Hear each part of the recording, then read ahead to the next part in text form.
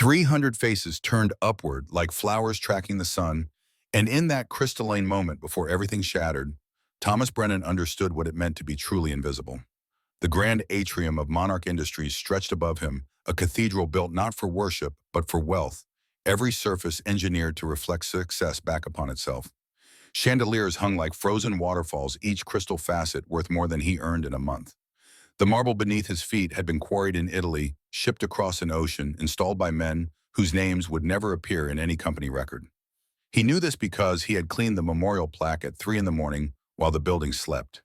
His daughter's hand fit perfectly inside his own small fingers curled with absolute trust. Lily stood beside him in the shadows near the service entrance, wearing the blue dress she had picked out herself from the thrift store on Columbus Avenue. She had insisted on the one with flowers embroidered along the hem, and Thomas had not told her that 2 of the petals were coming loose. He had meant to sew them back, had promised himself he would find the time, but time was the one luxury he could never afford. The woman descending the staircase commanded gravity itself. Eleanor Vance moved through space as if she had negotiated the terms of physics personally, her heels striking marble in a rhythm that made the assembled executives straighten their spines. 53 years old, though she could have passed for 40, her dark suit tailored so precisely it seemed grown rather than sewn. She had built this empire with her mind and her will, transforming a single telecommunications patent into a network that connected 17 million households across North America. The numbers meant nothing to Thomas, but he understood power when he saw it, and Eleanor Vance wore power like a second skin. Lily tugged his sleeve, her whisper barely audible above the rustle of expensive fabric. "Is she the queen?" Thomas looked down at his daughter, at her wide eyes reflecting chandelier light, at the wonder on her face that had not yet learned to measure worth in zeros. "Something like that." "Does she live here?" "No, sweetheart, nobody lives here." But that was not quite true. Thomas lived here in the hours when the world turned its back, when the offices emptied and the silence grew thick enough to drown in. He knew this building better than he knew his own body. He knew which elevator made a grinding sound between the 14th and 15th floors. He knew that the bathroom on the 23rd floor had a slow leak that facilities management had been ignoring for 8 months. He knew that someone on the 31st floor ate tuna sandwiches at their desk every Tuesday and left the crusts in their wastebasket to rot. He knew these things because knowing them was his job, and the job was all that stood between Lily and the nothing that waited just beyond the edges of their careful life. The alarm clock had screamed at him 4 hours ago, digital numbers glowing in the dark of their bedroom. Thomas had reached out from muscle memory alone, his fingers finding the button before his brain fully surfaced from sleep. 4 hours. He had allowed himself 4 hours after his shift ended at 6, after the bus ride home through streets still dim with pre-dawn light, after he had eased himself through the apartment door with the particular silence of a man who had learned not to wake a sleeping child. 4 hours was not enough. It would never be enough. But it was what he had. The apartment in South Boston occupied the 3rd floor of a building that groaned when wind came off the harbor. 3 rooms that held their entire world. The kitchen, where morning light struggled through windows that had not been properly cleaned in a decade. The living room with its second-hand sofa that smelled faintly of the family who had owned it before a scent Thomas had given up trying to identify. And Lily's room, barely larger than a closet painted lavender, because she had said it was the color dreams would choose if dreams had voices. He had painted it himself on a Sunday afternoon 2 years ago, Lily sitting cross-legged on newspaper-covered floor, directing him with the authority of a general commanding armies. Higher on that wall, no, the other wall, "Daddy, you missed a spot." He had missed several spots, his hands shaking with exhaustion, but she had pronounced it perfect anyway because that was who she was. A child who found perfection in flawed things.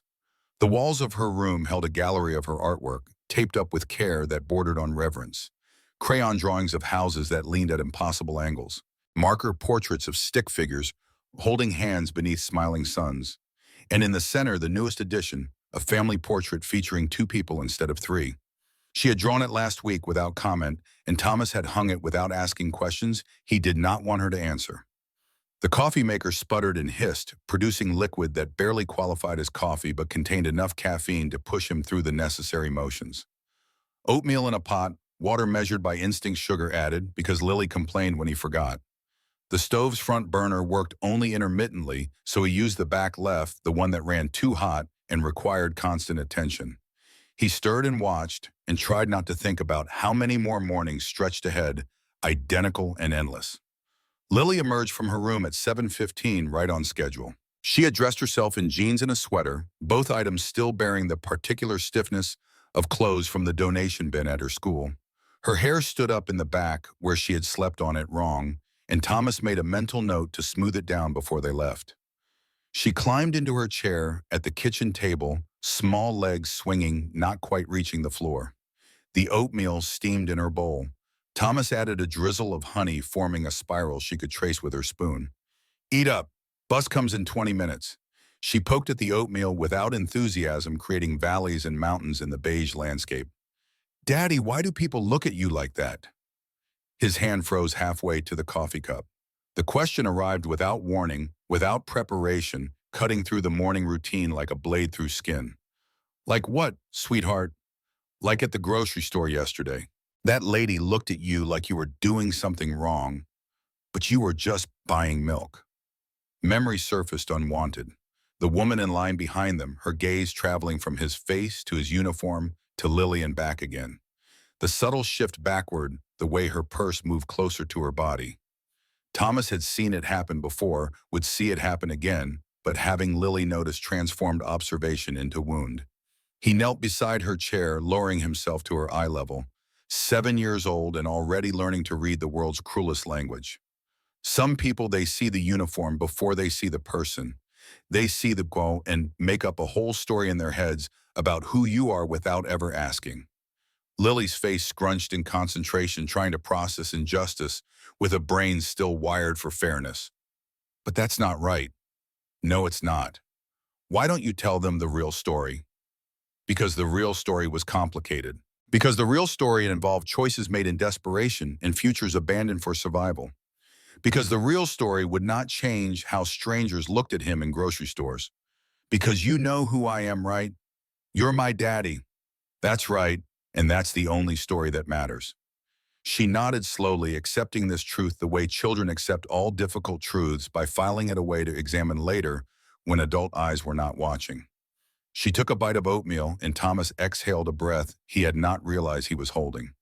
What Lily did not know, could not know, was that her father had worn a different uniform once.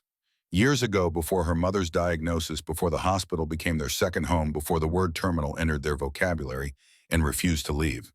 Thomas Brennan had been someone else entirely. The memory arrived in fragments, the way traumatic memories always do. An office on the 9th floor of a building in Cambridge, windows overlooking the Charles River. A whiteboard covered in diagrams that explained how information could travel faster, cleaner, more efficiently through fiber optic networks. His name on patents that revolutionized how data moved across continents. Colleagues who respected his mind, who sought his opinion, who saw him as essential rather than invisible. That man had owned 3 suits and rotated them through the week. That man had attended conferences in San Francisco and Austin and Seattle, his presentations drawing crowds who understood the elegance of his solutions. That man had earned enough to rent a house with a backyard where Sarah could plant tomatoes, where they could talk about adding a second child, where the future felt like a door opening onto infinite rooms. Cancer arrived the way cancer always does, with symptoms that seemed minor until they were not. Sarah's fatigue that did not improve with rest. The cough that persisted through 3 rounds of antibiotics. The night she woke him at 2 in the morning, her hand pressed against her ribs, her breathing shallow with pain. The diagnosis was stage 4 pancreatic cancer. The prognosis was measured in months, not years. The first oncologist they consulted recommended palliative care comfort measures, preparing for the inevitable. Sarah had looked at that doctor with eyes that held no acceptance, only fury. I have a daughter who's 9 months old. Inevitable is not an option. They found a specialist in New York, a researcher who was pioneering an experimental treatment, combining targeted radiation with immunotherapy. The results in trials had been promising, though the sample size was small. Insurance classified it as experimental and refused coverage. The cost was $190,000 for the first year alone. Thomas sold everything that could be sold. The house went first equity, vanishing into medical accounts. The car followed, his retirement account liquidated with penalties that felt obscene. Sarah's jewelry, her grandmother's ring items that held memory rather than value but found buyers anyway. When the liquidation ended, they had raised $82,000. The remaining $108,000 came from a man named Victor Halpern, CEO of DataStream Technologies. Victor had recognized the value in Thomas's patents, the systems architecture that made his company's networks function. He made an offer sign over all rights to the patents current and future and receive immediate payment of $120,000 in cash. The contract arrived on a Tuesday. Thomas read it in a hospital waiting room while Sarah received her third round of treatment. The legal language was clear. He would retain no rights, no royalties, no claim to innovations that bore his intellectual fingerprints. Everything he had created, everything he might create, would belong to DataStream in perpetuity. Sarah was in a room down the hall, poison dripping into her veins in hopes of killing cancer cells faster than it killed her. He signed. The treatment bought them 14 months. 14 months of hope that crumbled a little more with each scan, each progression, each time the doctor's face carried news before his words did. Sarah fought until her body had nothing left to fight with, and then she died in a hospice bed with Thomas holding one hand and Lily sleeping in his other arm, too young to understand that the person she called Mama would never answer to that name again. The medical bills continued arriving for 8 months after the funeral. Collection agencies called with voices that dripped sympathy while demanding payment. Thomas ignored them until they stopped calling. His credit score collapsed like a building in controlled demolition. The apartment in South Boston was the only place that would rent to him, and then only because the landlord did not run background checks. The job at Monarch Industries came through an agency that specialized in placing people who had fallen through society's cracks. Night shift janitorial work, minimum wage, no benefits. The supervisor who interviewed him had barely glanced at his application. You show up on time, you do the work, we don't have problems. You don't show up, you don't work, we get someone else. Understand? Thomas understood. That was 3 years ago. 3 years of watching the sun rise through bus windows. 3 years of learning that invisibility was not absence, but a different kind of presence, the way ghosts haunt houses without disturbing the living. 3 years of being a man who cleaned toilets and emptied trash bins and mopped floors, while trying to teach his daughter that worth was not measured by what strangers saw when they looked at you. The bus ride to Lily's school took 17 minutes on good days 25 when traffic choked Harrison Avenue. They sat near the back, Lily pressed against the window, narrating the world as it passed. That dog has the same spots as the one in my book. That building is taller than our building. That man is eating breakfast on the sidewalk, and that makes me sad. Thomas smoothed down the hair in the back of her head, the gesture automatic and tender. You ready for school today? We're doing math. I like math. You're good at math. Miss Patterson says I'm the best at pattern recognition in the whole class. Pride swelled in his chest, fierce and aching. Pattern recognition, the ability to see connections that others missed. He had been good at that too once upon a time, in a life that felt increasingly like something that had happened to someone else. That's because you're smart. I get it from you. The words landed with more weight than she intended. Children speak truth without understanding what they are saying, without recognizing how their observations can reach inside an adult and rearrange everything. The school was a low brick building surrounded by chain link fence, its playground populated by equipment that had seen better decades. Lily kissed his cheek before running toward the entrance, her backpack bouncing against her shoulders. She turned once at the door, waved, then disappeared inside. Thomas stood at the fence and watched until he could no longer see her through the glass doors. Then he walked to the bus stop for the ride home, where he would sleep 4 hours before his shift began again, and the cycle would continue because the cycle was all there was. Eleanor Vance had not slept well in 17 years. She could trace the insomnia back to a specific night, a specific decision, a specific moment when she chose the company over her daughter and felt something fundamental break inside herself. The breaking had not been loud. There had been no dramatic confrontation, no climactic argument, just a 14-year-old girl standing in the doorway of Eleanor's home office at midnight, asking why her mother had missed her piano recital, and Eleanor explaining about the merger deadline, the Tokyo call, the non-negotiable demands of building something that mattered. Her daughter's name was Victoria. She was 31 now. They had not spoken in 6 years. The corner office on the 42nd floor of Monarch Industries belonged to Eleanor, in the way that kingdoms belong to queens. Every element had been chosen for maximum efficiency. The desk positioned to command views of Boston Harbor while keeping her back to solid wall. The minimalist furniture that discouraged visitors from getting comfortable. The photographs that lined one shelf, all professional shots from conferences and award ceremonies.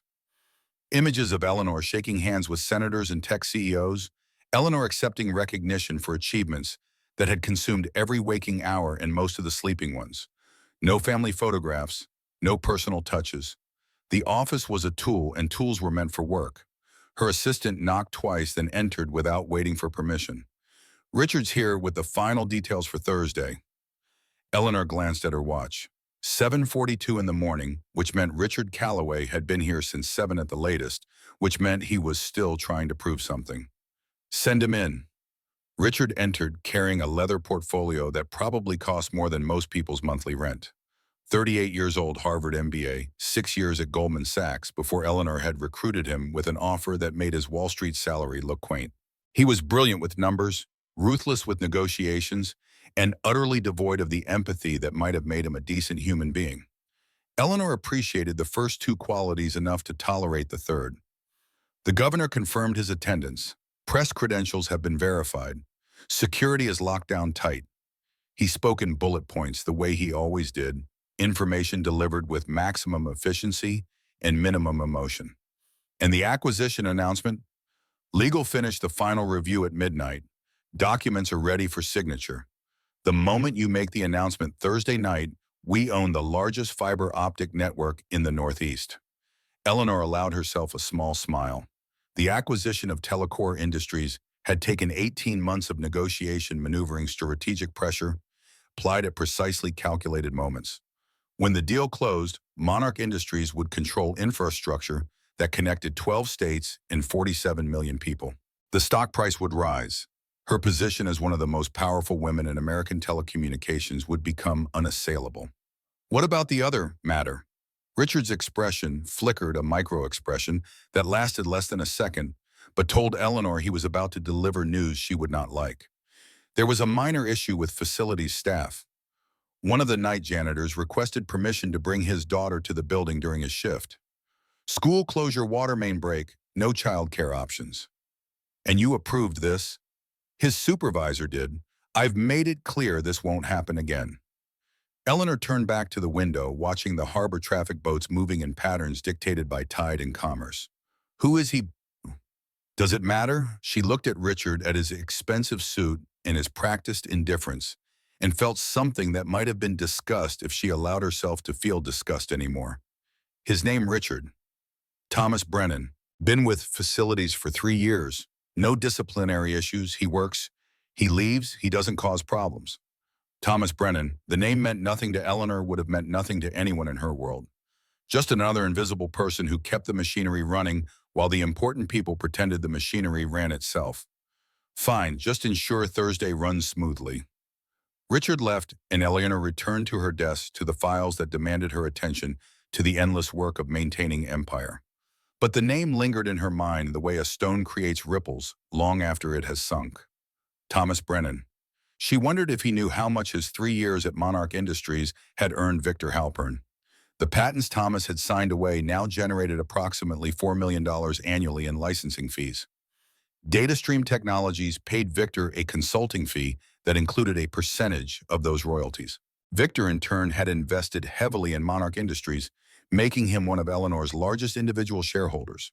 She wondered if Thomas knew that the systems keeping her company's networks running bore the fingerprints of his innovations, refinements he had designed in a different life.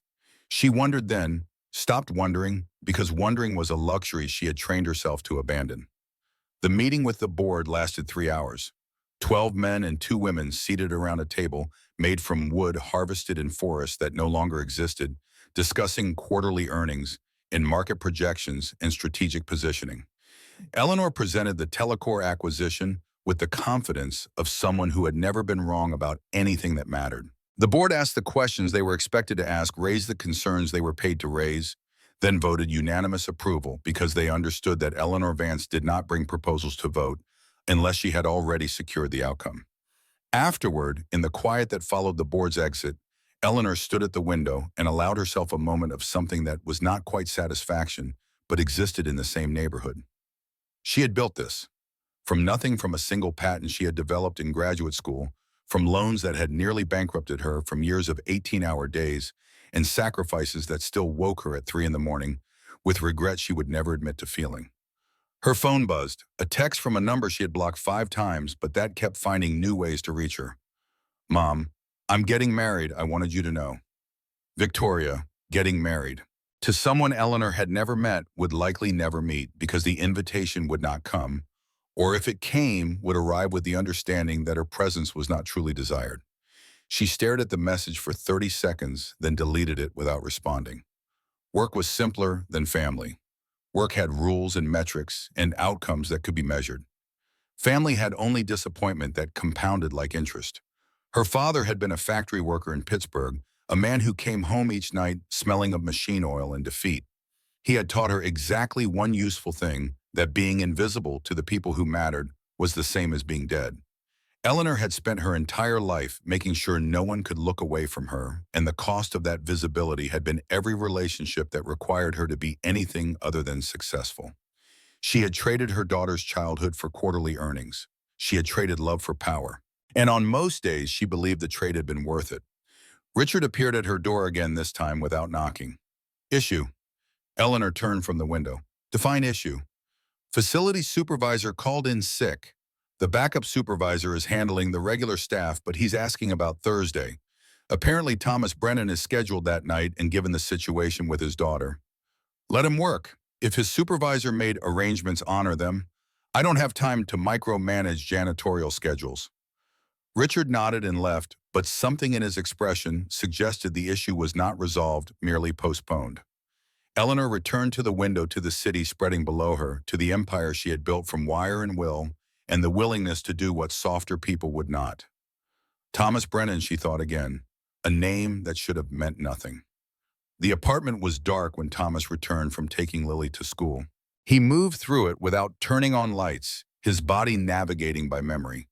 The couch called to him with the promise of inadequate rest. 4 hours. He could afford 4 hours. Sleep arrived in fragments. He dreamed of hospitals and patent offices, of Sarah's face before the illness hollowed it out of Lily at 14, asking questions he would not know how to answer. He woke at intervals, his phone alarm still 2 hours away, his mind refusing to fully surrender to unconsciousness. At 1:30 in the afternoon, he gave up the pretense of rest. The apartment felt smaller in daylight, the walls pressing in with the weight of all the life they contained. He made instant coffee and drank it standing at the kitchen sink, looking out the window at the building across the street. Someone had hung laundry on a fire escape. Someone else had taped cardboard over a broken window. The geometry of poverty repeated across 1,000 buildings, a million lives, all of them invisible to people who lived in places where windows did not break, where laundry dried in machines instead of wind. His phone buzzed, a text from George, his supervisor. Thursday still works for Lily. I cleared it with management. Thomas typed his response with thumbs that had learned efficiency from necessity. Yes, thank you. George was one of the good ones, a man who had worked at Monarch Industries for 23 years, who had started in the mailroom and risen as far as the company would allow someone without a degree to rise. He had 4 kids of his own, understood what it meant to juggle work and childcare, to make choices between bad options and worse ones. The gala on Thursday had been discussed for weeks in the break room. A celebration of the Telecor acquisition, though nobody in facilities had been told exactly what was being celebrated. Just that important people would be in attendance, that every surface in the atrium needed to be perfect, that security would be tight, and anyone who caused problems would be gone. Thomas had not planned to bring Lily. He had arranged for a neighbor to watch her, a retired teacher named Mrs. Chen, who sometimes babysat in exchange for help with household repairs. Thomas performed on his rare days off, but that morning Mrs. Chen had called with the apologies and pneumonia, her daughter already driving down from New Hampshire to take her to urgent care. The school closure was the final variable in an equation that left only one solution. Lily would come to Monarch Industries, would sit quietly in a break room or a storage closet, would be invisible the way her father had learned to be invisible. George had agreed after minimal convincing. The building would be chaos with gala preparations. One small girl would hardly be noticed among the catering staff and decorators and technicians running cables for sound and lights. Thursday arrived with weather that could not decide between rain and merely threatening rain. The sky hung low and gray over Boston, pressing down like a hand on the crown of the city's head. Thomas dressed in his work uniform, the same navy blue shirt and pants he wore every shift, the name tag that read simply, maintenance. Lily wore her blue dress because she had asked if the party was fancy, and Thomas had not known how to explain that fancy existed in the same building as her father's mop bucket, but not in the same universe. They rode the bus in silence, broken only by Lily's observations about passing scenery. A man sleeping on a bench, a dog waiting outside a convenience store, a billboard advertising smartphones that cost more than their monthly rent. Monarch Industries rose from the downtown streets like a monument to ambition, 42 floors of glass and steel, reflecting the city back at itself. Thomas had entered through the service entrance every shift for 3 years. Tonight he did the same, Lily's hand in his, her steps hesitant as they moved through corridors she had never seen. The building was transforming. Florists carried arrangements the size of small trees. Technicians tested microphones and adjusted lighting rigs. Catering staff moved through the kitchen in choreographed patterns, preparing food that would be photographed more than eaten. George met them near the break room, his face carrying the particular exhaustion of a man who had already worked 10 hours and faced 6 more. Storage room on the 3rd floor. Quiet out of the way. There's a chair and some old magazines. She stays there, stays quiet, and we don't have problems. Thomas nodded. I appreciate this. Don't make me regret it. The storage room was exactly what George had promised. A chair, a stack of magazines from 2019, overhead lighting that buzzed with a frequency that suggested the ballast was dying. Thomas set Lily up with paper and crayons he had brought, made sure she had water, made sure she understood that she could not leave this room until he came back for her. How long will you be gone? A few hours. You can draw, you can look at the magazines. If you need anything, you call me. He showed her again how to use the phone, his number already programmed, one button press away. I'll be okay, Daddy. She said it with such certainty that he almost believed her. The gala began at 7. Thomas worked the floors below, cleaning offices that would sit empty all evening, bathrooms that would go unused, conference rooms where Monday's meetings were already scheduled. He moved through the building's lower levels while above him, 300 people gathered to celebrate wealth and the acquisition of more wealth. At 8:15, Lily called. Her voice was small through the phone speaker, hesitant in the way that meant she knew she was breaking rules but needed to anyway. Daddy, I have to go to the bathroom. The one across the hall, sweetheart. Quick and right back. Okay? He should have gone with her. He should have begged the elevator up 3 floors, should have walked her across the hall, should have waited outside the bathroom door the way he had waited outside 1,000 bathrooms in 1,000 public places. But a spill had been reported on the 31st floor, and George was already stretched thin, and Thomas was supposed to handle it because that was his job, handling what others could not or would not. He finished the spill. He rode the elevator down. He checked his phone. 8:47. Lily had not called again. The service elevator was slow groaning as it climbed. Thomas watched the numbers illuminate floor by floor, his chest tight with the particular anxiety of a parent whose child is out of sight. The 3rd floor hallway was empty. The storage room door stood open. Lily, she was gone. His first thought was irrational panic. His second thought was barely more rational. His third thought was that a 7-year-old girl in a blue dress would not stay in a storage room when she could hear music and voices echoing from somewhere above. Thomas ran toward the atrium stairs. The grand atrium of Monarch Industries existed to overwhelm. Architects had designed it to create awe, to make visitors feel small in the presence of corporate power. The ceiling rose 4 stories, glass panels that during daylight revealed sky, but tonight reflected only chandelier light back on itself. The marble floor had been sourced from quarries in Tuscany, installed at a cost that could have funded a small school district for a year. 300 people filled the space, their conversations creating a sound like ocean waves. Men in tuxedos that had been tailored to their exact measurements. Women in gowns that cost more than most people's cars. Servers moved between them, offering champagne and appetizers arranged on plates like abstract art. Thomas saw all of this from the service entrance, pressed against the wall, searching the crowd for a small girl in a blue dress. Eleanor Vance descended the main staircase at precisely 8:55. She had timed her entrance to maximize impact to ensure that every eye would turn, that every camera would focus, that the moment would be documented for the press release and the annual report and the inevitable profiles in business magazines. The room fell silent as she reached the podium. She had given hundreds of speeches, thousands probably, but each one still carried the weight of performance. These people had come to see her succeed, or more accurately, had come to be seen at an event where success was celebrated, and Eleanor would give them what they wanted. Her speech was calculated to the syllable. Thank you to the board, acknowledgement of the team's hard work, recognition of the governor's presence, then the announcement of the Telecor acquisition delivered with the gravity of historical proclamation. The crowd applauded at the designated moments. Cameras flashed.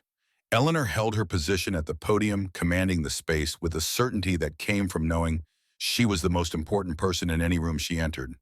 And then she saw the disruption. Near the service entrance movement, a man in a maintenance uniform stepping forward, a child's hand slipping from his grasp. The child moving into the crowd, fascinated by something, reaching toward a server with a tray of tiny foods. The man following one step that took him from shadow into light. Every head did not turn. Eleanor did not stop her speech. But awareness rippled through the nearest guests, that particular discomfort of people confronting something that should not be visible becoming suddenly undeniably present. Richard Calloway materialized beside the man with the efficiency of someone who had been watching for problems. Thomas saw him coming, his face already hardening with a professional disapproval. Lily had reached the server, was pointing at the appetizers with innocent curiosity. Thomas touched her shoulder gently, redirecting her back toward the shadows. Richard's voice was low, but designed to carry. You need to leave. Now. Thomas kept his hand on Lily's shoulder, his voice matching Richard's volume. I'm just getting my daughter. This is a private event. Staff are not permitted in the atrium during the gala. Nearby guests were watching now. The exchange was quiet enough to avoid disrupting Eleanor's speech, but loud enough to create theater for those within earshot. Thomas felt their eyes, felt the familiar weight of judgment, the assessment that happened in seconds, and concluded that a janitor with a child did not belong. We'll go. But Richard was not finished. He was thinking about the 300 people watching, about the importance of maintaining boundaries, about the need to establish that certain spaces belong to certain people, and enforcement of those boundaries was not negotiable. This is inappropriate. You're embarrassing yourself. You're embarrassing the company. Thomas felt Lily's hand find his, felt her fingers tighten with understanding that came too early. She was learning in real time what he had tried to shield her from, that the world sorted people into categories, and those categories determined where you were allowed to stand, how you were allowed to exist. We're leaving. Richard stepped closer, his voice dropping to a hiss that somehow traveled farther than speaking normally would have.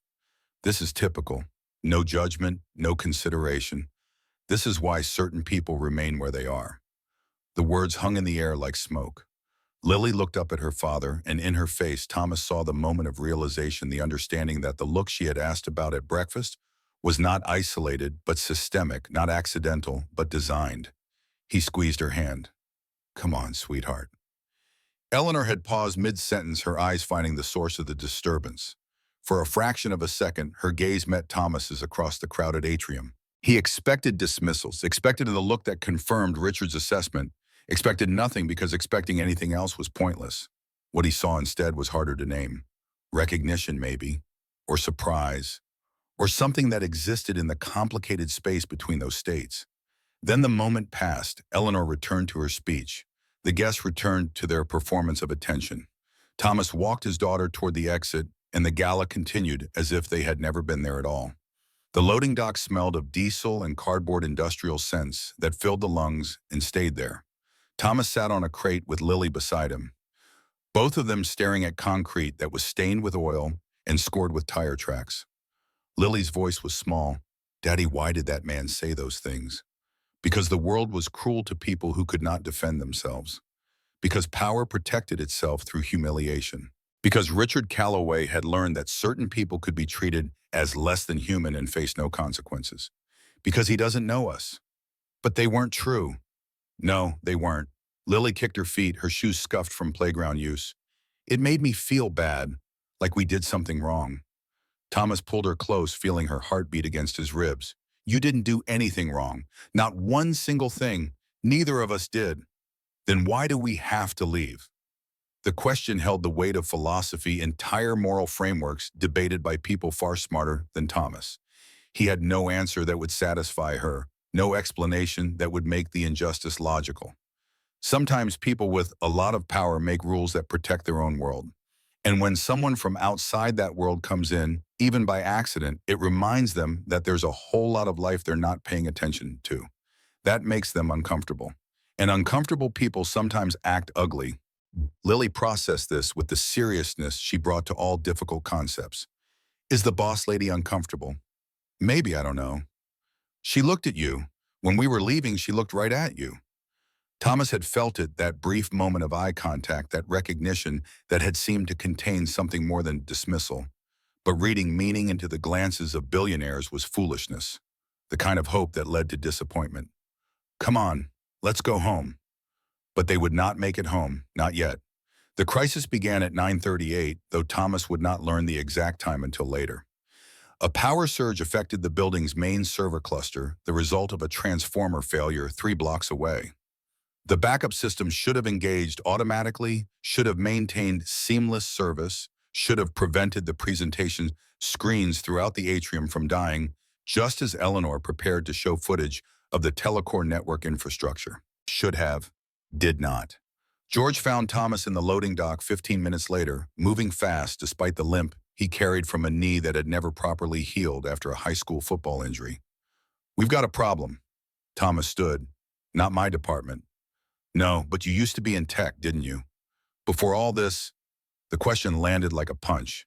Thomas had been careful for 3 years, had never mentioned his past, had treated his previous life as classified information that was safer buried. How do you know that? I pay attention. I saw your resume when you were hired. MIT graduate work in network architecture, patents, and telecommunications. You don't forget that kind of background. George's face was tight with urgency. Right now, there are 300 very important people watching screens that won't turn on. Our tech team is overwhelmed. If you know something that could help, I'm just a janitor, George. Yeah, and I'm just a guy who's worked here 20 years and knows when someone's hiding something. I'm not asking for your life story. I'm asking if you can fix what's broken. Thomas looked at Lily, who had been listening to the exchange with wide eyes. Daddy, can you help? 7 years old, and already understanding that sometimes you had to step into light even when darkness felt safer. He thought about walking away. He thought about keeping his head down, about maintaining the invisibility that had protected him. He thought about Richard's words, about the humiliation, about the system that had taught him over and over that demanding to be seen was demanding too much. Then he thought about Lily, learning what it meant to be her father. Watch her, I'll be back. The server room was chaos compressed into climate-controlled space. 3 technicians huddled over equipment, their voices tight with panic that professional language barely contained. When Thomas entered, still in his janitor's uniform, they barely glanced at him. Wrong room, buddy. Thomas moved to the nearest terminal, his eyes scanning the screens showing network topology and error logs. Your failover cluster isn't initializing because your load balancer is trying to authenticate against a primary node that doesn't exist anymore. The power surge corrupted the routing table. You need to manually reassign the virtual IPs before the system will recognize the backup nodes. The technicians stared. Who the hell are you? But Thomas was already typing, his fingers moving across the keyboard with muscle memory that 3 years had not erased. The commands came back to him like a language he had learned, young syntax and structure that lived deeper than conscious thought. 4 minutes. That was how long it took to rebuild the routing table, to force the authentication refresh, to bring the backup systems online. The screens in the atrium flickered to life. The presentation resumed. 300 people applauded without knowing why their applause was justified. Thomas was gone before the technicians could ask his name, moving through corridors with the particular speed of someone who did not want to be noticed. He took the stairs instead of the elevator, descended 3 floors, emerged into the loading dock where Lily waited with George. Did you fix it? Yeah, sweetheart, I fixed it. But Eleanor Vance had seen. She had come to the server room when her staff could not explain what was happening, when the crisis threatened to derail her moment of triumph. She had looked through the glass window and watched a janitor repair what her entire technical team could not. The same janitor Richard had dismissed as an embarrassment. The same man who had looked at her across the atrium with something that was not anger or resentment, but understanding. She stood at the window long after he was gone, staring at the empty room at the screens showing stable networks and recovered systems. In her pocket, her phone buzzed with another message from Victoria, another reminder of relationships that had fractured under the weight of choices made long ago. Thomas Brennan. She thought again, a name that should have meant nothing. A man who was becoming impossible to ignore. The morning after the gala arrived with rain that turned Boston's streets into mirrors reflecting gray sky. Thomas woke to his alarm at 9, having slept 3 hours that felt like 30 minutes.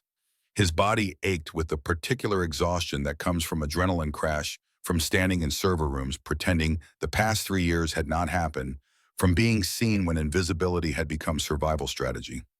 Lily was already awake, sitting at the kitchen table with her homework spread before her. Mathematics problems involving fractions, her pencil moving with confidence across the page. She looked up when he entered. "You were talking in your sleep." Thomas poured water into the coffee maker, his hands moving through familiar motions. "What was I saying? Numbers. And someone named Sarah." Her mother's name surfacing from dreams he could not control. Thomas turned, leaning against the counter. "Your mom was good at math too. Better than me." Lily nodded, returning to her fractions. She had learned not to ask too many questions about the woman she could not remember, the ghost who lived in photographs and occasional stories Thomas rationed like precious resources. His phone buzzed. A text from George. "Need to see you. Come in early if you can." Thomas stared at the message, reading threat into neutral words. The server room incident had been witnessed. His competence had been noticed. And being noticed in his experience led nowhere good. He texted back. "What time? Soon as possible." Eleanor's office felt different in morning light. The harbor view that seemed majestic at night became clinical in daylight, exposing the industrial reality of shipping containers and cargo cranes. She had been here since 6, reviewing footage from the gala, watching the moment when Thomas Brennan stepped from shadows into light, when Richard confronted him, when the guests watched with expressions ranging from discomfort to contempt. She replayed the sequence 7 times, studying body language, reading lips when audio was unclear. Thomas's face remained neutral throughout, no anger visible, no defiance. Just patience worn smooth by repetition, the expression of a man who had learned that responding to cruelty only invited more. Lily's face was different. Confusion giving way to hurt, giving way to understanding. 7 years old and learning lessons Eleanor had spent decades trying to unlearn. Richard entered without knocking, carrying his leather portfolio, and the confidence of someone who believed their position was unassailable. "The acquisition closed at midnight. Telecor is officially ours. Press is running the story. Stock opened up 4%. Eleanor paused the footage, freezing Thomas's face mid-frame. "Tell me about the server failure." Richard's expression flickered, micro-adjustment too quick to fully read. "Technical issue. Power surge from the transformer failure on Boylston. Our team handled it." "Did they?" "The system came back online." The presentation continued. "I'm not sure what else matters." Eleanor turned her chair to face him fully. "I was in the server room, Richard. I watched a janitor fix what our entire technical staff could not." Silence stretched between them, filling with implications neither wanted to articulate. "Thomas Brennan," Eleanor continued. "Tell me what you know about him." Richard set down his portfolio with care that suggested he was buying seconds to formulate response. "Night shift facilities. 3 years with the company. No issues until last night's incident with his daughter. His background before Monarch. Does it matter he's a janitor?" The dismissiveness in Richard's voice was reflexive, automatic, the sound of someone who had never questioned hierarchies because hierarchies served him well. Eleanor recognized it because she had heard it in her own voice for years, had trained herself to think in categories that separated people into those who mattered and those who cleaned up after them. "It matters," she said quietly. "When that janitor demonstrates expertise our senior technical staff lacks." Richard's jaw tightened almost imperceptibly. "I'll have HR pull his file." "Do that. And Richard, the way you spoke to him last night, That won't happen again. I was maintaining appropriate boundaries for the event. You were cruel. There's a difference. Richard left without responding, and Eleanor returned to the footage, to the moment when her eyes had met Thomas's across the atrium. She had seen something in that glance that unsettled her, recognition of a kind she could not quite name. Not attraction, not curiosity, but something deeper. Mirror recognition, perhaps. The understanding that they were both performing roles wearing uniforms that defined how others saw them, trapped in systems they had not designed but had learned to navigate. Her phone buzzed. Victoria sending a photo of a ring. Engagement ring, diamonds catching light, worn on a hand Eleanor had last held when it was small enough to fit entirely within her own palm. She did not respond. She never did. Richard Calloway had been stealing from Monarch Industries for 18 months. The scheme was elegant in its simplicity, layered with enough complexity to avoid casual detection. Shell companies registered in Delaware. Vendor payments to fictitious contractors for services never rendered. Invoices that matched perfectly with purchase orders he had created, himself approved through accounts he controlled. The amounts were careful, never large enough to trigger automatic audits, spread across enough accounts to avoid pattern recognition. $2.3 million siphoned over 72 weeks, an average of $32,000 per week, just below the threshold that required secondary approval. He had been careful, he had been smart, and then cryptocurrency markets had collapsed, taking with them the investments he had made, with embezzled funds transforming theft into loss that demanded explanation. The internal audit was scheduled for 3 weeks from now. Richard had known for 6 weeks, had spent that time constructing the perfect deflection. The evidence needed to point somewhere, anywhere other than himself.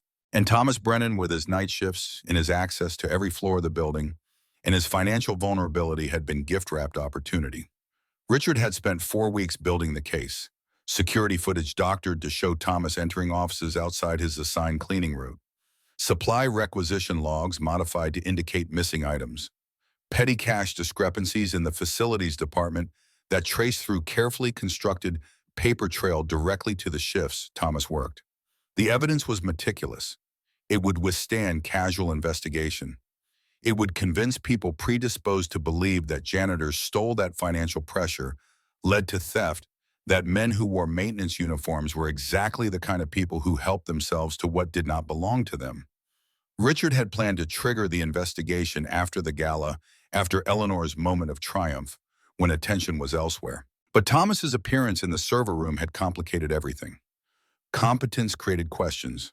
Questions led to scrutiny. And scrutiny was the last thing Richard needed. The solution was acceleration. If the investigation began immediately, if the evidence was presented before anyone started asking why a janitor could repair network infrastructure, then Thomas's technical background would seem like additional deception rather than relevant credential. Richard made the call at 11:30, speaking to the head of corporate security with voice calibrated to convey reluctance. We've discovered some irregularities in the facilities department. I need you to look into it quietly before it becomes a larger issue.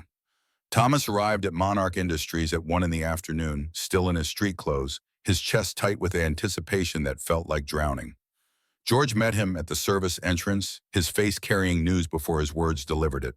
They want to see you upstairs, security and HR. What's this about?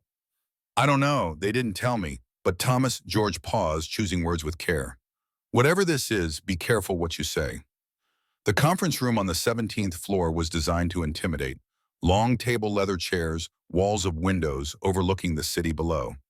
3 people waited: James Morrison from corporate security, his face professionally neutral. Patricia Chen from human resources, her expression suggesting she had already decided the outcome. And Richard Calloway, seated at the head of the table like judge at tribunal. Thomas sat in the single chair facing them across the table's expanse. Morrison spoke first, his voice flat with practiced detachment.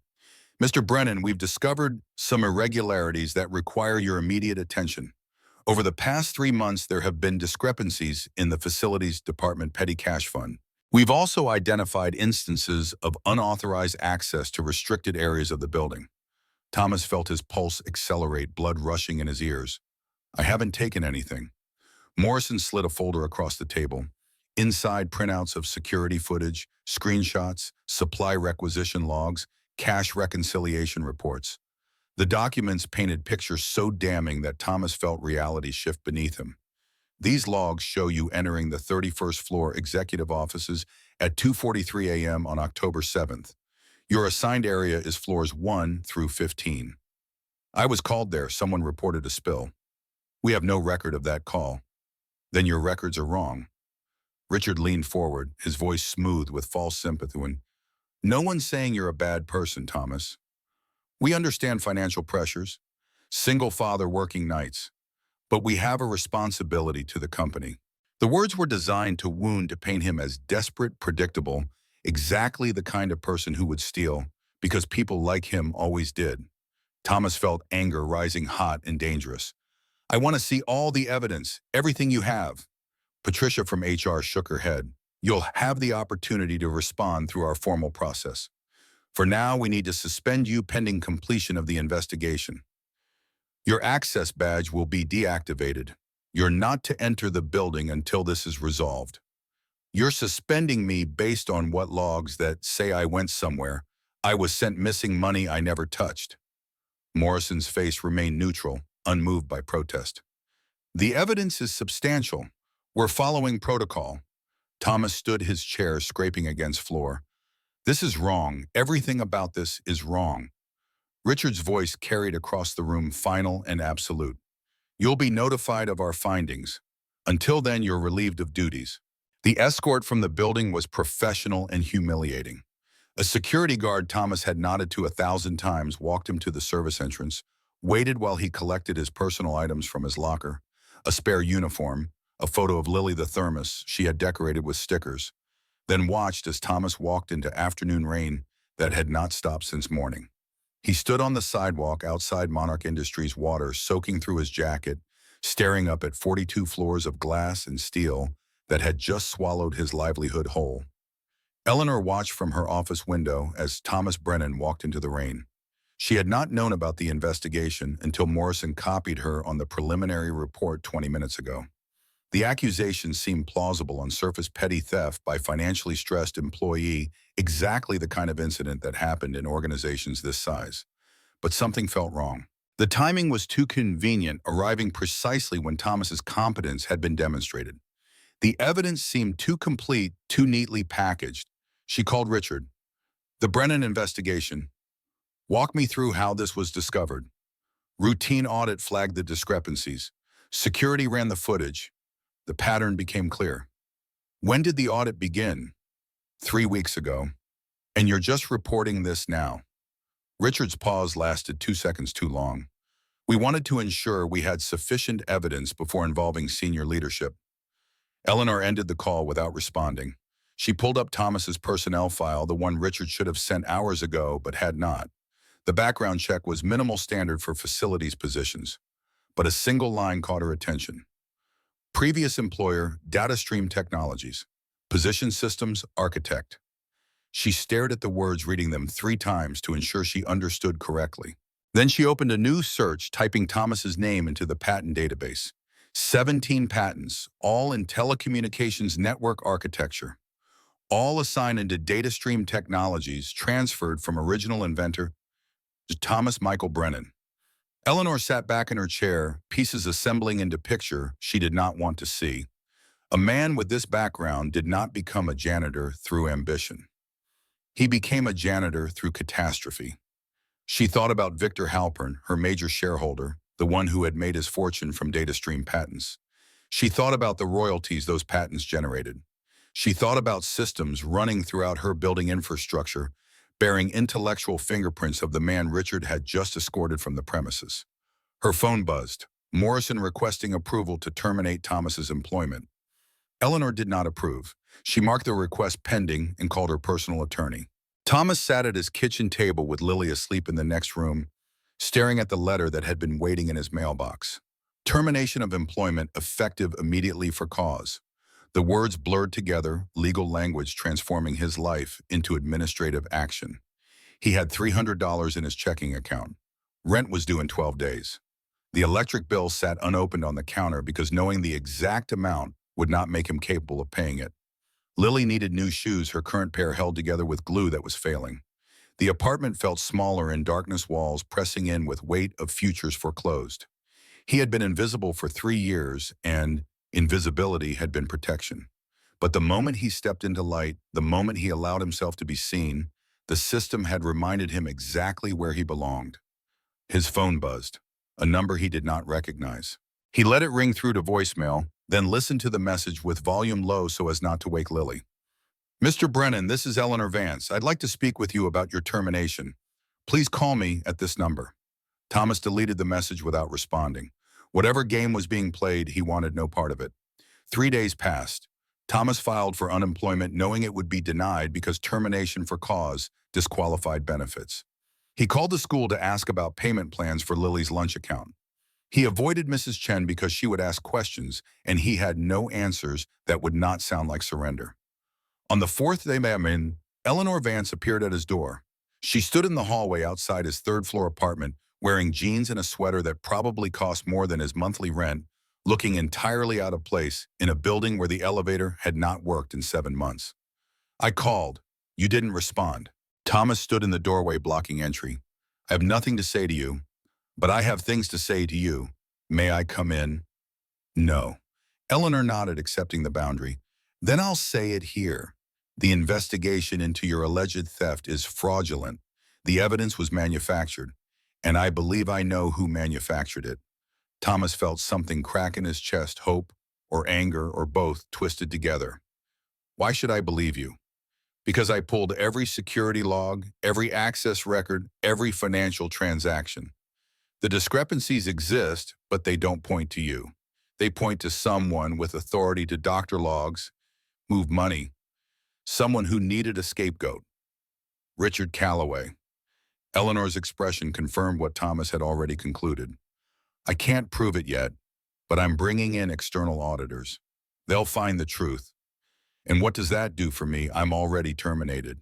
My reputation is already destroyed. Truth doesn't put food on my daughter's table." "No," Eleanor said quietly, "but it's a start." Thomas leaned against the door frame, exhaustion replacing anger. "Why do you care? I'm nobody to you. A janitor who showed up at the wrong party." "You're not nobody. You're someone who built systems my entire company depends on. Someone who saved my gala when my technical staff failed. Someone my chief of staff felt threatened enough by to frame. So this is about guilt. Maybe, or maybe it's about recognizing when I've been complicit in something wrong." Lily's voice came from inside the apartment. "Daddy, who are you talking to?" Thomas turned, seeing his daughter standing in the hallway wearing pajamas with cartoon characters she was probably too old for, but refused to abandon. "Nobody, sweetheart. Go back to bed." But Lily had seen Eleanor was staring at her with recognition. "You're the boss lady from the party." Eleanor knelt, bringing herself to Lily's eye level, and Thomas saw something shift in her face, walls lowering, that had perhaps been up for decades. "I am, and I came to tell your father that I was wrong about a lot of things." Lily considered this with 7-year-old solemnity. "My daddy didn't steal anything." "I know. That man lied." Eleanor nodded, and in her eyes Thomas saw something that looked like recognition of her own failures reflected back. "Yes, he did." The investigation Eleanor ordered took 11 days. External auditors descended on Monarch Industries with authority to access every file, every account, every email stored on company servers. Richard protested through corporate attorneys raising concerns about privacy and protocol, but Eleanor overrode every objection with authority that reminded everyone exactly who owned the company. The evidence was damning and obvious when someone actually looked. Shell companies traced to accounts Richard controlled. Emails he had believed deleted recovered from backup servers. A pattern of theft so extensive that the auditors kept revising their estimates upward as they uncovered additional layers. On the 11th day, Eleanor called an all-hands meeting. Every employee from senior executives to facilities staff summoned to the auditorium at 3 in the afternoon. The email was terse, offering no explanation, just mandatory attendance. Thomas was not supposed to be there. He was terminated, banned from the building, his badge deactivated. But George had called that morning with instructions. "Come in through the service entrance. Bring Lily, trust me." So Thomas stood in the back of the auditorium with his daughter beside him, watching 300 employees file in with expressions ranging from curiosity to concern. Eleanor stood at the podium, and when the room had filled, she began to speak. 11 days ago, I ordered an investigation into financial irregularities within this company. That investigation has concluded. Richard Calloway, our chief of staff, has been terminated for embezzlement of company funds totaling $2.7 million. The room erupted.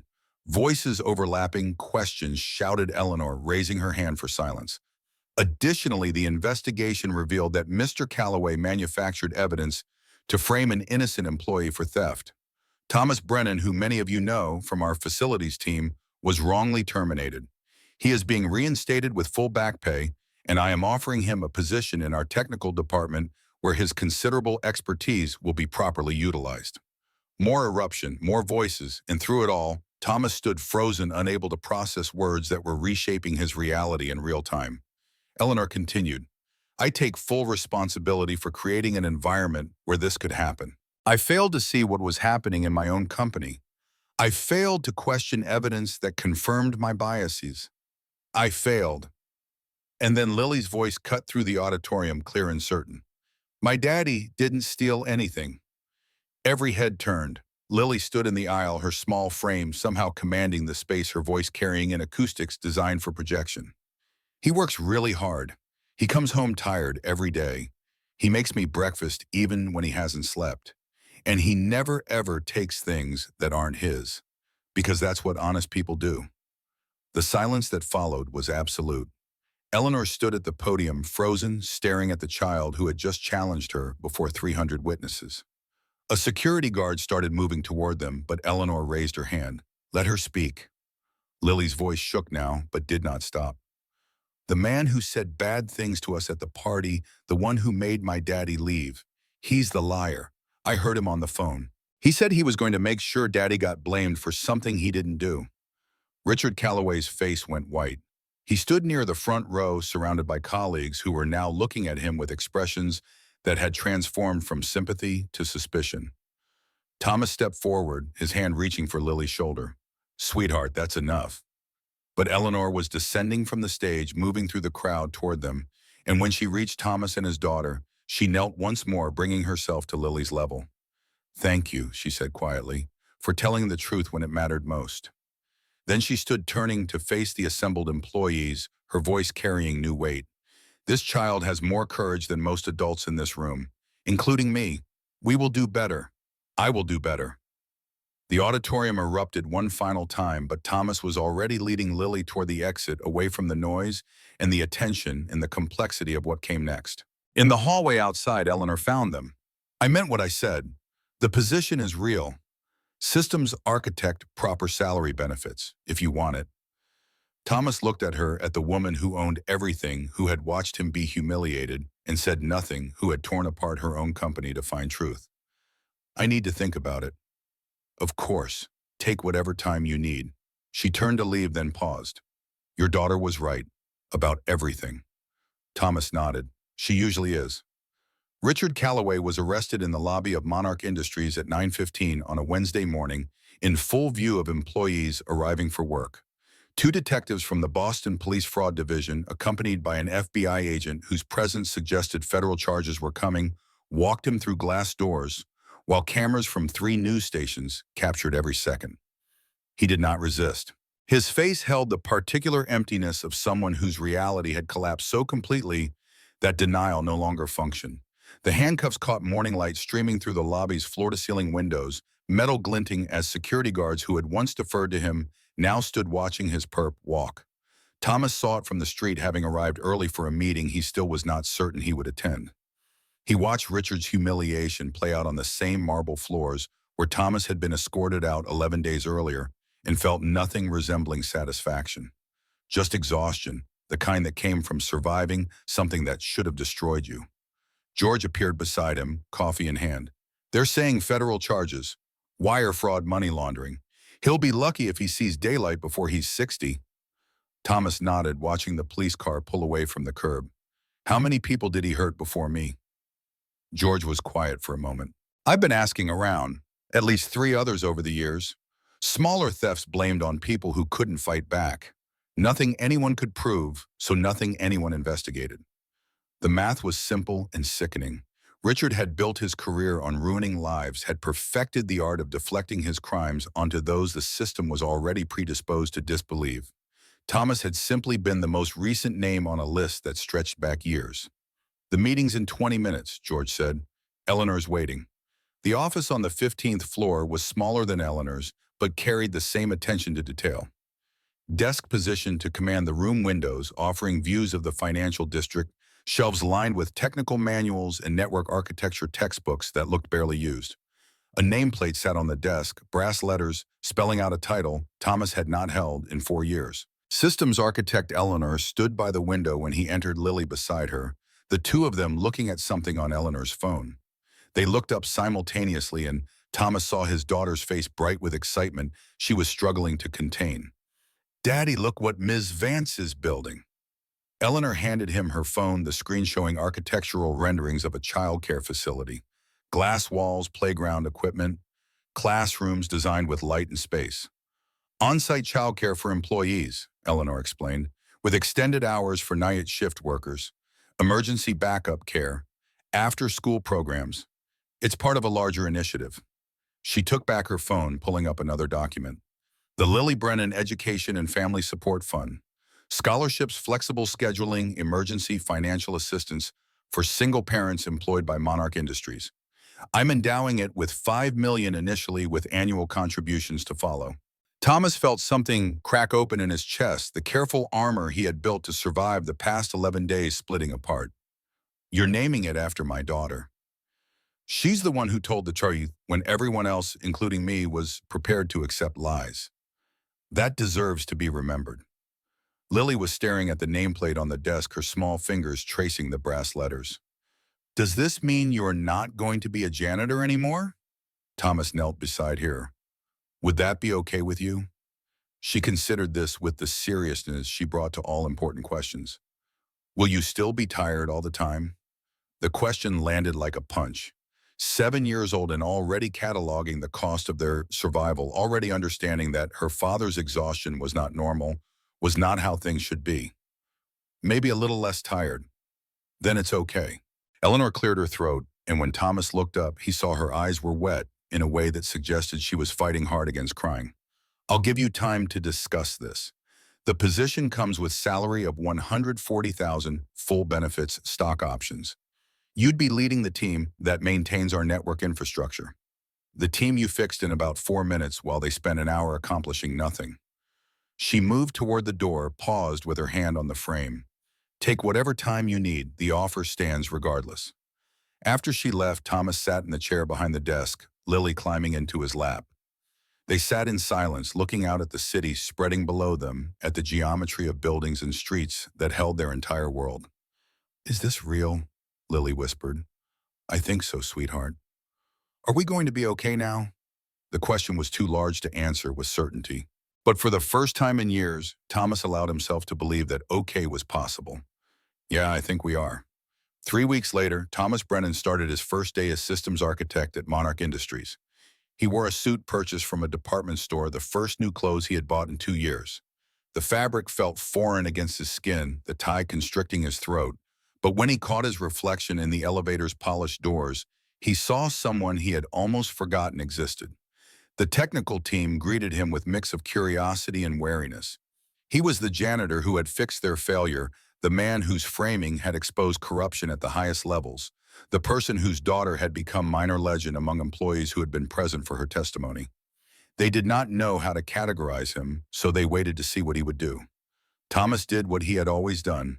He worked. He analyzed their systems, identified inefficiencies, proposed solutions that saved processing time and reduced costs. Within 2 weeks, he had reorganized their entire maintenance protocol. Within a month, he had designed upgrades that increased network speed by 18%. He was good at this. He had always been good at this. And remembering that competence, reclaiming that identity, felt like resurrection. Eleanor found him in the server room on a Thursday afternoon, troubleshooting a problem that had stumped the night shift. "You're still here. It's past 6. Thomas looked up from the terminal, surprised by the time. "I need to pick up Lily from the childcare center." "I know, I saw her 20 minutes ago. She's teaching the other kids how to draw trees. Apparently it's very technical." Thomas smiled, imagining his daughter explaining proper leaf distribution with the seriousness of a professor. Eleanor sat on the edge of a server rack, a position so casual and unlike her that Thomas stopped what he was doing. "I wanted to thank you," she said, "for taking the position, for trusting me after I gave you every reason not to. You made it right. That's more than most people would do. I didn't make it right. I can't give you back 3 years of your life. I can't undo the humiliation or the fear or the nights you spent wondering how to feed your daughter." Her voice had dropped, carrying weight that suggested this conversation was about more than him. "But I can try to build something better going forward. I can create systems that protect people instead of crushing them. I can choose to see." Thomas closed the terminal, giving her his full attention. "Is this about your daughter?" Eleanor's face shifted, surprise and pain mixing together. "How did you know?" "The way you looked at Lily, like you were seeing someone else." Silence stretched between them, filling with things neither knew how to say. "Victoria's getting married next month," Eleanor finally said. "I'm not invited. Or rather, I am invited in the technical sense, but she made clear my presence isn't desired." She said, her voice broke and she stopped, visibly struggling for control. She said, "I cared more about this company than I ever cared about her." And she wasn't wrong. Thomas had no comfort to offer, no words that would make that truth easier to carry. "You could still go. She doesn't want me there. Maybe not, but maybe 30 years from now, you'll wish you had tried." Eleanor looked at him, really looked, and Thomas saw in her face the same thing he had seen that night in the atrium: recognition. Not of attraction or interest, but of shared understanding, the acknowledgement that they were both people who had survived by sacrificing pieces of themselves, who had built walls so high they had forgotten what existed on the other side. "How do you do it?" she asked. "How do you show up for Lily every single day, no matter how tired you are, no matter what else is falling apart?" "Because she's my daughter, and she deserves a father who chooses her first. I didn't choose Victoria first. I chose this." Eleanor gestured at the server room, the building beyond it, the empire she had constructed. "I chose success and power and proving to everyone who ever doubted me that I could build something that mattered. And I lost her in the process." "It's not too late." Muttered. Thomas stood, moving to sit beside her on the server rack. "My wife died believing I had failed her, that I couldn't save her, couldn't protect her from cancer, couldn't do the one thing that mattered most. And maybe she was right, but I'm still here, still trying to be the father Lily needs, still choosing to show up even when I don't know what I'm doing." He paused, choosing his next words carefully.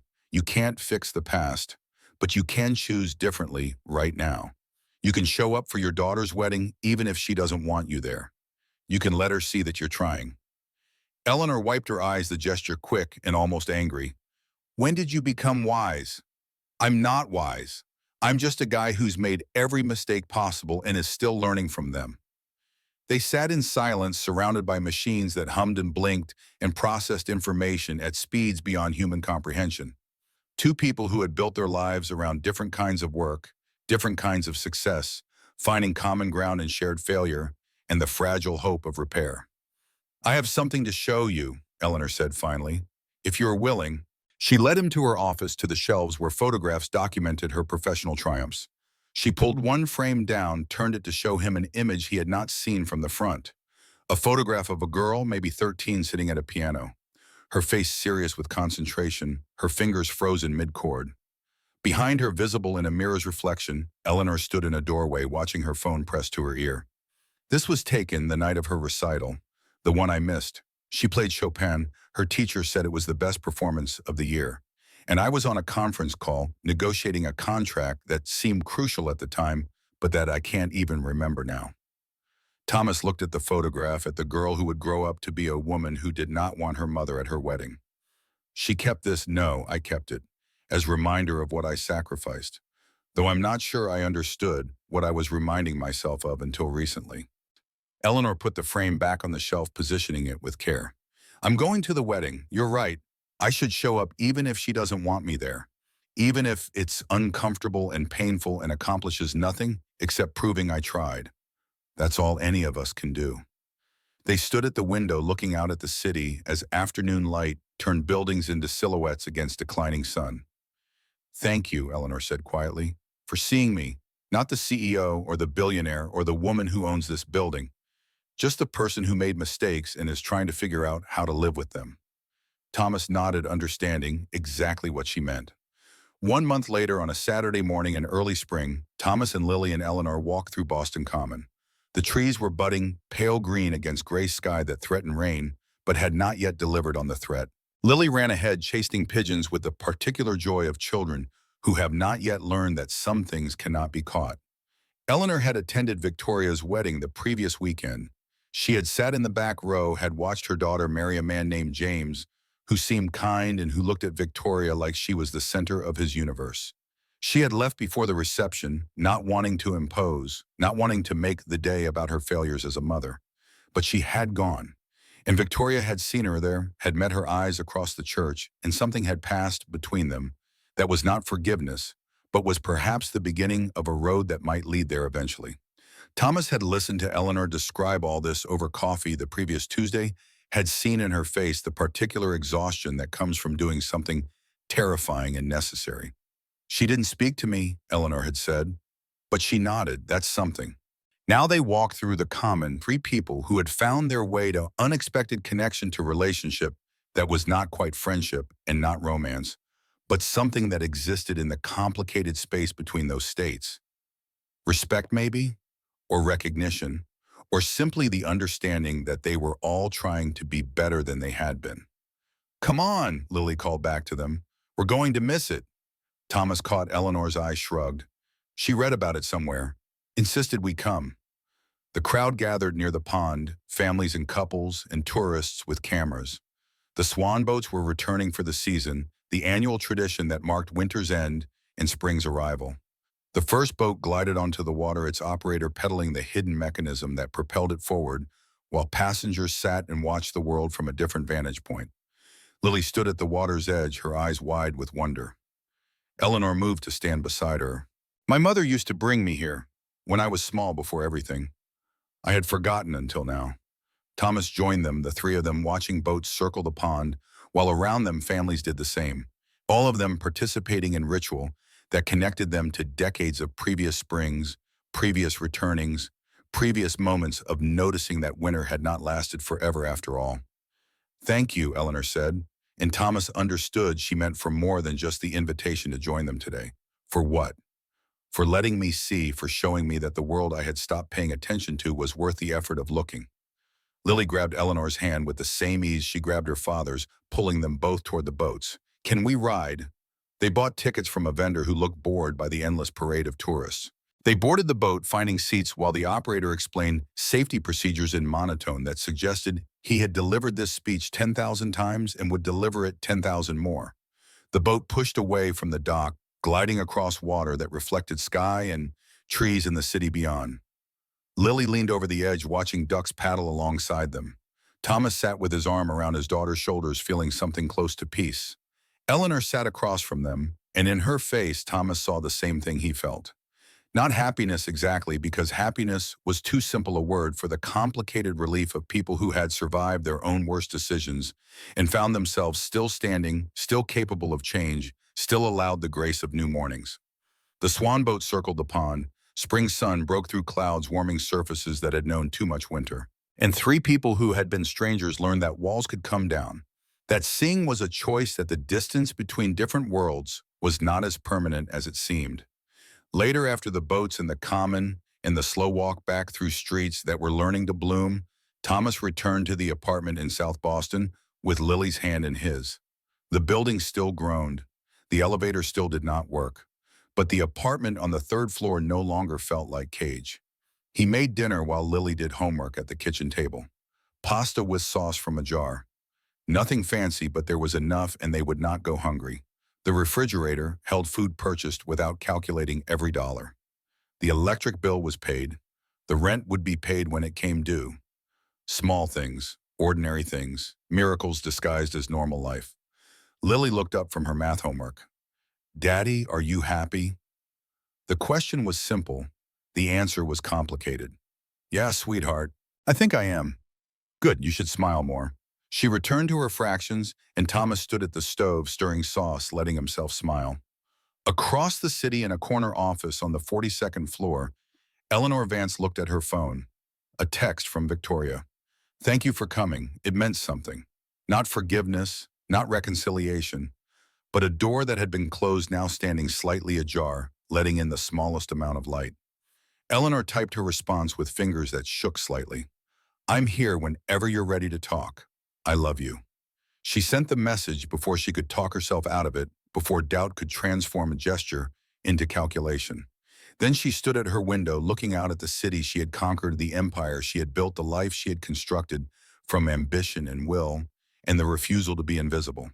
It was not enough. It had never been enough. But it was what she had. And maybe if she chose to keep looking, to keep seeing, to keep showing up for the people who mattered, it could become something more. The swan boats would return every spring. The seasons would change regardless of whether anyone noticed. And people who had learned to look away could choose moment by moment to look again, to see, to recognize, to remember that every person moving through the world carried stories that deserved witness, dignity, that deserved acknowledgement, worth that existed independent of any uniform they wore or position they held. Thomas Brennan had been invisible for 3 years, but invisibility was not permanent. It was a choice that others made, and it could be unmade with equal deliberation. Eleanor had looked down for decades, but looking down was not mandatory. It was a habit that could be broken one choice at a time, one person at a time, one moment of genuine seeing at a time. The city turned from day to night. Lights came on in windows across 1,000 buildings. People made dinner, helped children with homework, sat in offices, and made decisions that would ripple outward in ways they could not predict. And somewhere in the space between floors and elevations, between corner offices and third-floor apartments, between power and powerlessness, two people who had found each other across an unbridgeable distance learned that bridges could be built after all. Not through grand gestures, not through dramatic transformation, but through the simple, difficult, necessary work of choosing to see, of choosing to look, of choosing every single day to recognize the humanity in people the world had taught them to ignore. The story did not end with romantic sunset or triumphant music. It ended with a man making pasta in a small kitchen, with a woman texting her daughter, with a child learning fractions and drawing trees and believing still that the world could be fair if people just tried hard enough. It ended with ordinary miracles, with second chances earned through showing up, with the understanding that transformation was possible, but never complete, that growth was ongoing, that becoming better was not a destination but a direction. And sometimes that was enough.